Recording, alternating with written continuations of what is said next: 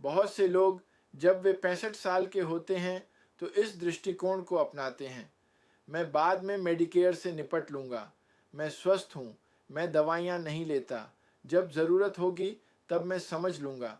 यह सुनने में उचित लगता है, लेकिन मेडिकेयर के साथ कुछ न करना अक्सर एक निर्णय होता है और कभी-कभी यह एक महंगा निर्णय भी हो सकता है। तो चलिए बात करते हैं कि अगर आप 65 पर कोई कार्रवाई नहीं करते हैं तो वास्तव में क्या होता है। पहले भाग ए।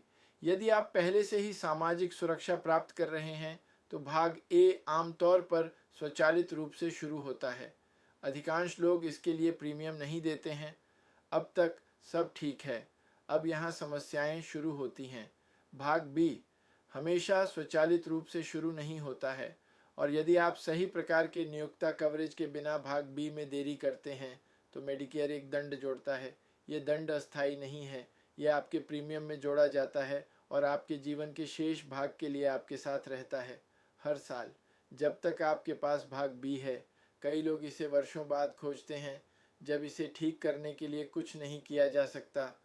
अब चलिए नुस्खे की दवाओं के बारे में बात करते हैं। भाग डी वैकल्पिक है, लेकिन मेडिकेयर की अपेक्षा है कि जब आप पात्र हों तो आपके पास दवा कवरेज हो। यदि आप बहुत लंबे समय तक विश्वसनीय दवा कवरेज के बिना रहते हैं तो मेडिकेयर एक और दंड जोड़ता है। वह दंड भी जीवन भर रहता है। यहाँ वह हिस्सा है जो लोगों को आश्चर्यचकित करता है। मेडिकेयर आपको कोई चेतावनी नहीं भेजता, वे आपको कॉल नहीं करते, वे आपको रोकते नहीं हैं और कहते हैं, क्या आप सुनिश्चित हैं? वे मानते हैं कि आप नियम जानते हैं। यदि आप नहीं जानते थे तो प्रणाली अभी भी दंड लागू करती है। यह व्यक्तिगत नहीं है, यही इसका डिज़ाइन है। कुछ नहीं करने से बाद में आपके विकल्प भी सीमित हो सकते हैं। कुछ योजनाएं केवल विशिष्ट नामांकन विंडो के दौरान उपलब्ध होती हैं। यदि आप उन विंडो को चूक जाते हैं तो आप अगले अवधि तक बाहर रह सकते हैं।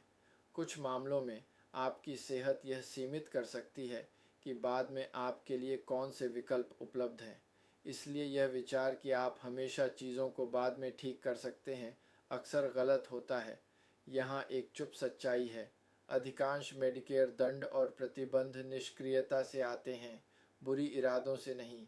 लोग लापरवाह नहीं थे, वे बस मानते थे कि मेडिकेयर स्वचालित रूप से उनकी देखभाल करेगा। कुछ लोग इस प्रक्रिया में मदद चाहते हैं, अन्य लोग मेडिकेयर को शांति से बिना दबाव या बिक्री कॉल के समझना चाहते हैं। इसीलिए मेडिकेयर selfenroll.com मौजूद है। यह आपको एक आत्मनिर्देशित तरीका देता है, यह समझने के लिए कि यदि आप कार्रवाई करते हैं तो क्या होता है और यदि आप नहीं करते हैं तो क्या होता है, इससे पहले कि परिणाम सामने आए। आपको जल्दी करने की आवश्यकता नहीं है, लेकिन आपको जागरूक होना चाहिए। यदि आप अपने विकल्पों को समझने के लिए एक शांत, बिना दबाव का तरीका चाहते हैं तो जब आप तैयार हों मेडिकेयर selfenroll.com का अन्वेषण कर सकते हैं।